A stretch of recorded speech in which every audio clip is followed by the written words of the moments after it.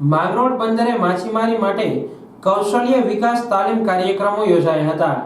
માંગરોળ બંદરે PMMSY યોજના હેઠળ ગુજરાતના માછીમારો માટે CIF નેટ દ્વારા એમપીડિયા નેટફિશ અને NFDB અને મહાવીર મચ્છીમાર સહકારી મંડળીના સંયુક્ત સહયોગથી બોટ એન્જિનોની ખામી સુધારણા અને જાળવણી, માછીમારી બોટોમાં લાઈફ સેવિંગ અને ફાયર ફાઇટિંગ અને ઇલેક્ટ્રોનિક્સ ઉપકરણોના ઉપયોગ જેવી અલગ અલગ કૌશલ્ય વિકાસ તાલીમ કાર્યક્રમો યોજવામાં આવ્યા હતા। કાર્યક્રમનું ઉદ્ઘાટન RD પરમાર, મામલતદાર માંગરોળ દ્વારા કરવામાં આવ્યું હતું। Ashish Kaushik, marine engineer, CIF net એ સમારંભની અધ્યક્ષતા કરી હતી। એમપીડિયા નેટફિક્સ ગુજરાતના સંયોજક દ્વારા મહાનુભાવોનું સ્વાગત કર્યું હતું।